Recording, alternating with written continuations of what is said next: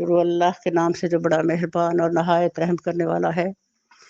جب تم اپنی عورتوں کو طلاق دے چکو اور وہ اپنی عدت پوری کر لیں تو پھر اس میں مانے نہ ہو کہ وہ اپنے زیر تجویز شوہروں سے نکاح کر لیں جبکہ وہ معروف طریقے سے باہم مناکحت پر راضی ہوں۔ تمہیں نصیحت کی جاتی ہے کہ ایسی حرکت ہرگز نہ کرنا اگر تم اللہ اور روز آخر پر ایمان لانے والے ہو۔ تمہارے لیے شائستہ اور پاکیزہ طریقہ یہی ہے کہ اس سے باز رہو، اللہ جانتا ہے تم نہیں جانتے۔ جو باپ چاہتے ہیں کہ ان کی اولاد پوری مدت رضاعت تک دودھ پیے تو مائیں اپنے بچوں کو کامل 2 سال دودھ پلائیں۔ اس صورت میں بچے کے باپ کو معروف طریقے سے انہیں کھانا کپڑا دینا ہوگا، مگر کسی پر اس کی وسعت سے بڑھ کر بار نہ ڈالنا چاہیے۔ نہ تو ماں کو اس وجہ سے تکلیف میں ڈالا جائے کہ بچہ اس کا ہے، اور نہ باپ ہی کو اس وجہ سے تنگ کیا جائے کہ بچہ اس کا ہے۔ دودھ پلانے والی کا یہ حق جیسا بچے کے باپ پر ہے ویسا ہی اس کے وارث پر بھی ہے، لیکن اگر فریقین باہم رضامندی اور مشورے سے دودھ چھڑانا چاہیں تو ایسے کرنے میں کوئی مذائقہ نہیں۔ اور اگر تمہارا خیال اپنی اولاد کو کسی غیر عورت سے دودھ پلوانے کا ہو تو اس میں بھی کوئی حرج نہیں، بشرطے کہ اس کا جو کچھ معاوضہ طے کرو وہ معروف طریقے پر ادا کرو۔ اللہ سے ڈرو اور جان رکھو کہ جو کچھ تم کرتے ہو سب اللہ کی نظر میں ہے۔ سبحان اللہ، یہ غور و فکر والی بات ہے۔ کوئی بھی قانون جب اللہ میاں دیتے ہیں زمین والوں کے لیے، ان قوانین اور ان باریک باتوں سے ہمیں یہ بات سمجھ لینی چاہیے کہ اللہ اپنی زمین جو سچائی پر مبنی اللہ نے بنائی، چاہتا ہے کہ انسان جو ہے وہ اتنے خوبصورت طریقے سے جیے اس زمین پر، اللہ کے ایسی اطاعت کرے، کیونکہ اطاعت اللہ کا حق ہے۔ اللہ نے ہمیں پیدا کیا، وہ ہمارا آقا ہے، ہم غلام ہیں، غلام کا حق ہے کہ وہ اسی کی مرضی کے مطابق جیے۔ تو اللہ تعالیٰ نے جو قوانین اور شریعت ہمیں دیے جینے کے طریقے، مقصود اصلاً یہ ہے کہ انتہائی پیور قسم کا معاشرہ بنے زمین کے اندر، اتنا پرامن، جیسے کہ نبی کریم صلی اللہ علیہ وسلم جب تشریف لاتے ہیں تو مدینہ شریف کے اندر کتنا پرامن ماحول بن گیا تھا، اسلام کی ایک خوبصورت ریاست بن گئی جس میں کوئی زکوٰۃ لینے والا نہ رہا۔ سبحان اللہ، تو کتنا امن تھا، کتنی آشتی تھی، کتنی محبت تھی۔ تو اللہ تعالیٰ یہ اصلاً بتانا چاہ رہے کہ یہ سب کچھ جو میں باتیں تمہیں کہہ رہا ہوں انہیں پورے غور سے سنو اور مانو، کیونکہ سب اللہ کی نظر میں ہے۔ وہ دیکھ رہا ہے کہ ہم کس حال میں، کس کیفیت میں اور کس درجے پر اللہ کی اطاعت کر رہے ہیں۔ تم میں سے جو لوگ مر جائیں ان کے پیچھے اگر ان کی بیویاں زندہ ہوں تو وہ اپنے آپ کو 4 مہینے 10 دن روکے رکھیں۔ آیت تدبر، یہ قرآن کا حکم جو اہم ترین ہے، ہم اس کو سمجھ نہیں پا رہے۔ جب بھی کوئی مرد فوت ہو جاتا ہے تو خواتین کو یہ تک نہیں پتا، قرآن پڑھے تو پتہ چلے، یہ نہیں پتا کہ اس عدت کے دوران میں ہماری کیا کیفیت ہونی چاہیے، کس حالت میں ہمیں رہنا ہے، ہمارا کیا بیہیویئر دنیا والوں سے ہونا چاہیے، اللہ کے ساتھ ہمارا تعلق کیسا ہونا چاہیے۔ یہ اللہ کا حکم ہے جس کو ہمیں اوبے کرنا ہے۔ تو ہم لوگ جب قرآن پڑھیں گے تو ہمیں آئے گا کہ یہ اگر میرے معاملہ زندگی میں ہے تو اللہ تعالیٰ یہ فرمانے کہ یہ عدت وفات ان عورتوں کے لیے بھی ہے جن سے شوہروں کی خلوت صحیفہ نہ ہوئی ہو، البتہ حاملہ عورت اس سے مستثنا ہے۔ اس کی عدت وفات وضع حمل تک ہے، خواہ وضع حمل شوہر کی وفات کے بعد ہی ہو جائے یا اس میں کئی مہینے صرف ہوں۔ اپنے آپ کو روکے رکھیں سے مراد صرف دوسرا نکاح کرنے سے رکنا ہی نہیں ہے، بلکہ اس سے مراد اپنے آپ کو زینت سے بھی روکے رکھنا ہے۔ یہ بات نہیں ہماری سمجھ میں آتی۔ ہم کہتے ہیں کہ لے جی ہم نے کون سی دوسری شادی کرنی ہے کہ ہم ایسے ہی سادہ لباس پہنے یا زیورات کو اتارے یا کچھ اس طرح سے۔ اللہ تعالیٰ فرما رہے ہیں کہ یہ تمہارے دن جو ہے انتہائی سادگی سے گزرے۔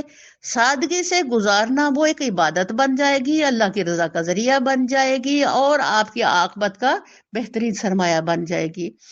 تو اس طرح سے اللہ تعالیٰ کی ان بنیادی باتوں کو ماننا ہمارے لیے لازم ہوا، کیونکہ ہم لازم نہیں کرتے، اس لیے لازم نہیں کرتے کہ ہمیں علم ہی نہیں ہے۔ تو اللہ کرے کہ ہم قرآن کو کم از کم رمضان میں ہی پڑھ کر کے تو اس کی بنیادی چیزیں جو ان کو جان لیں، اور تاکہ ہماری زندگی کے اندر جس طرح کی کوتاہیاں کمیاں اللہ تعالیٰ ان کو ریکور کر دے اور ہمیں معاف کر دے۔ پھر جب ان کی عدت پوری ہو جائے تو انہیں اختیار ہے اپنی ذات کے معاملے میں معروف طریقے سے جو چاہیں کریں، تم پر اس کی کوئی ذمہ داری نہیں، اللہ تم سب کے اعمال سے باخبر ہے۔ زمانہ عدت میں خواہ تم ان بیوہ عورتوں کے ساتھ منگنی کا ارادہ اشارے کنائے میں ظاہر کر دو، خواہ دل میں چھپائے رکھو، دونوں صورتوں میں کوئی مذائقہ نہیں۔ اللہ جانتا ہے کہ ان کا خیال تو تمہارے دل میں آئے گا ہی، مگر دیکھو خفیہ عہد و پیمان نہ کرنا، اگر کوئی بات کرنی ہے تو معروف طریقے سے کرو، اور عقد نگاہ باندھنے کا فیصلہ اس وقت تک نہ کرو جب تک عدت پوری نہ ہو جائے۔ خوب سمجھ لو کہ اللہ تمہارے دلوں کا حال تک جانتا ہے، لہٰذا اس سے ڈرو، اور یہ بھی جان لو کہ اللہ بردبار ہے، چھوٹی چھوٹی باتوں سے درگزر فرماتا ہے۔ سبحان اللہ، الحمدللہ۔ لہٰذا اس سے ڈرو، اور یہ بھی جان لو، یہ اتق اللہ کثرت سے اللہ فرما رہے ہیں۔ وجہ جو بھی چیز اللہ بہت زیادہ کرتے ہیں اس کا کوئی خاص مقصد ہوتا ہے کہ ہم اللہ سے ڈرتے نہیں ہیں۔ ہم مچھر سے ڈرتے ہیں، مکھیوں سے ہم ڈرتے ہیں، کیڑوں سے ہم ڈرتے ہیں، انسانوں سے ہم اتنا ہی ڈرتے ہیں ہم اپنے گھر کا دروازہ کھولنے کو کسی وقت راضی نہیں ہوتے۔ تو لیکن جس سے ڈرنا چاہیے اس سے ہم ڈرتے نہیں ہیں۔ اے کاش ہم رب سے ڈرنے لگ جائیں، دنیا کے خوف سے ہماری طبیعتیں خالی ہو جائیں۔ الحمدللہ، اللہ اپنے خوف سے ہمارے سینے کو اتنا بھر دے کہ دنیا کے خوفوں سے ہمیں بے خوف کر دے اللہ۔ تو اللہ کہتے ہیں میں بردبار ہوں، اللہ اکبر، درگزر کرنے والا ہوں۔ تم پر کچھ گناہ نہیں اگر اپنی عورتوں کو طلاق دے دو قبل اس کے کہ ہاتھ لگانے کی نوبت آئے یا مہر مقرر ہو۔ اس صورت میں انہیں کچھ نہ کچھ دینا ضرور چاہیے۔ خوشحال آدمی اپنی مقدرت کے مطابق اور غریب آدمی اپنی مقدرت کے مطابق معروف طریقہ سے دے، یہ حق ہے نیک آدمیوں پر۔ اور اگر تم نے ہاتھ لگانے سے پہلے طلاق دی ہو لیکن مہر مقرر یا جا چکا ہو تو اس صورت میں نصف مہر دینا ہوگا۔ یہ اور بات ہے کہ عورت نرمی برتے اور مہر نہ لے، یا وہ مرد جس کے اختیار میں عقد نکاح ہے نرمی سے کام لے اور پورا مہر دے دے، اور تم یعنی مرد نرمی سے کام لو تو یہ تقوی سے زیادہ مناسبت رکھتا ہے۔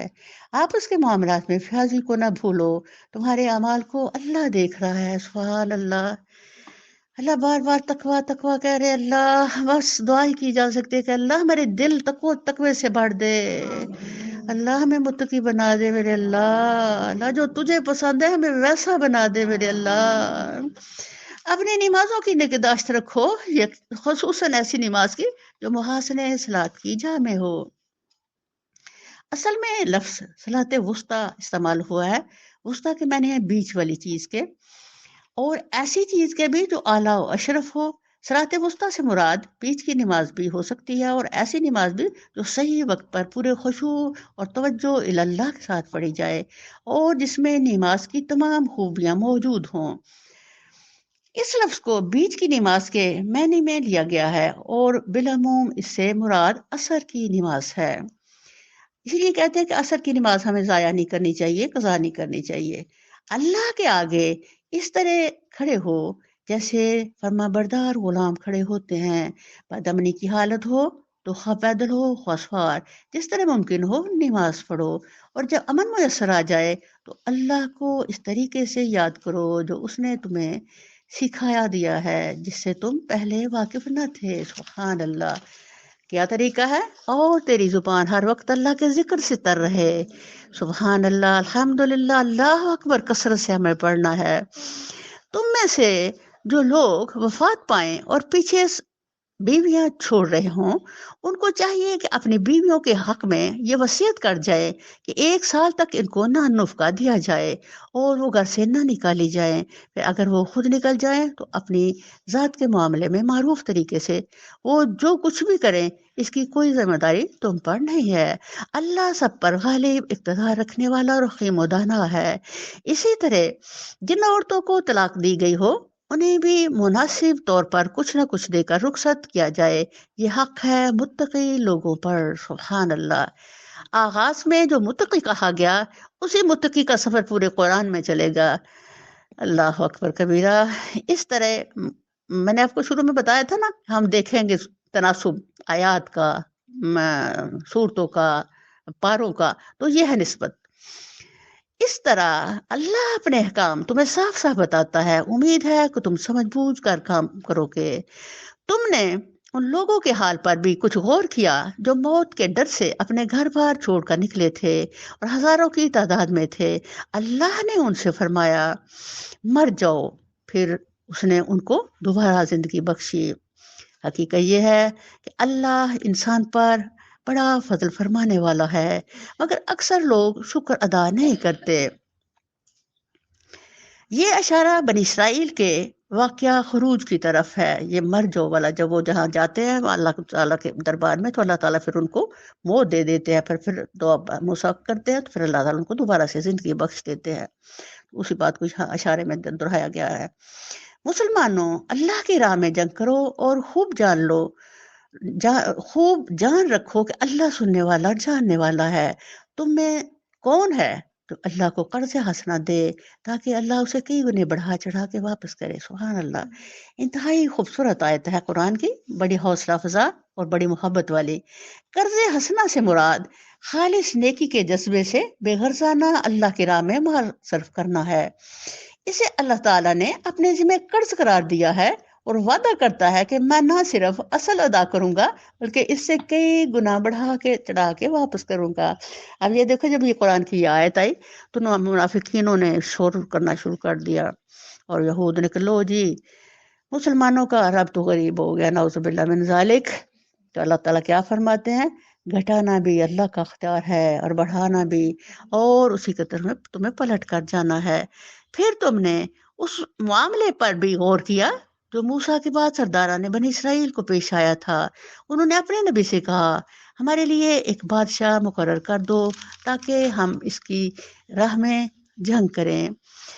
اب دیکھو، صدیوں پہلا واقعہ اللہ تعالیٰ قرآن میں یہاں ڈال رہے ہیں۔ بات اوپر کچھ ہو رہے تھے، ایک دم سے بیچ یہ بات آ گئی۔ جو لوگ کہتے ہیں نا کہ قرآن کی ہمیں کچھ ایسی سمجھ نہیں آتی، غیر مسلم، کہ کہاں سے بات تھی اور کیسے یہ بات بے جوڑ بھی جا گئی، تو وہ جن کے اندر ایمان راسخ نہیں ہے، وہ چونکہ اندر سے بھی تاریک ہیں اور باہر سے بھی ان کی آنکھیں اندھی ہیں، انہیں سمجھ نہیں آتی کہ یہ اللہ تعالیٰ کا جو قرآن اتنی خوبصورتی سے ایک دوسرے سے پرویا ہوا ہے، اس کے اندر اچانک کسی بات کا لانا کیا مقصد رکھتا ہے۔ اس وقت مدینے کا ماحول ہی ایسا تھا کہ اللہ تعالیٰ نے فوراً وہ بات جو تھی لا کر کے تو بتایا کہ تم اس سے عبرت اور نصیحت لے کر کے تو الحمدللہ آج کے اپنے ایسے صبر کرو اور حالات سے سبق لو۔ نبی نے پوچھا کہ یہ ایسا تو نہ ہوگا کہ تم کو لڑائی کا حکم دیا جائے اور پھر تم نہ لڑو؟ وہ کہنے لگے بھلا یہ کیسے ہو سکتا ہے کہ ہم راہ خدا میں نہ لڑیں جبکہ ہمیں اپنے گھروں سے نکال دیا گیا ہے اور ہمارے بال بچے ہم سے جدا کر دیے گئے ہیں؟ مگر جب ان کو جنگ کا حکم دیا گیا تو ایک قلیل تعداد کے سوا وہ سب پیٹ موڑ گئے، اور اللہ ان میں سے ایک ایک ظالم کو جانتا ہے۔ ان کے نبی نے ان سے کہا کہ اللہ نے طالوت کو تمہارے لیے بادشاہ مقرر کیا ہے۔ یہ سن کر وہ بولے ہم پر بادشاہ بننے کا وہ کیسے حقدار ہو گیا؟ اس کے مقابلے میں بادشاہی کے ہم زیادہ مستحق ہے، وہ تو کوئی بڑا بالدار آدمی نہیں ہے۔ نبی نے جواب دیا اللہ نے تمہارے مقابلے میں اسی کو منتخب کیا ہے اور اسی کو دماغی جسمانی دونوں قسم کی اہلیتیں فراوانی کے ساتھ عطا فرمائی ہیں، اور اللہ کو اختیار ہے کہ اپنا ملک جیسے چاہے دے۔ اللہ بڑی وسعت رکھنے والا ہے اور سب کچھ اس کے علم میں ہے۔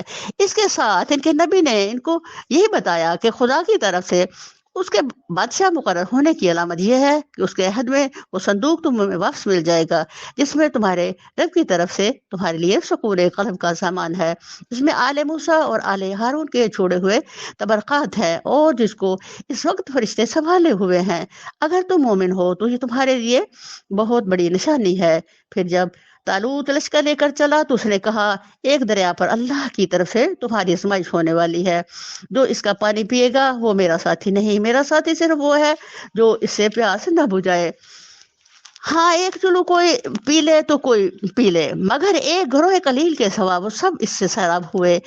پھر جب طالوت اور اس کے ساتھی مسلمان دریا پر کر کے آگے بڑھے تو انہوں نے طالوت سے کہہ دیا کہ آج ہمیں جالوت اور اس کے لشکروں کا مقابلہ کرنے کی طاقت نہیں ہے۔ لیکن جو لوگ یہ سمجھتے تھے کہ انہیں ایک دن اللہ سے ملنا ہے، انہوں نے کہا رہا بارہا ایسا ہوا ہے کہ قلیل گروہ اللہ کے عزت سے ایک بڑے گروہ پر غالب آ گیا، اللہ صبر کرنے والوں کا ساتھی ہے۔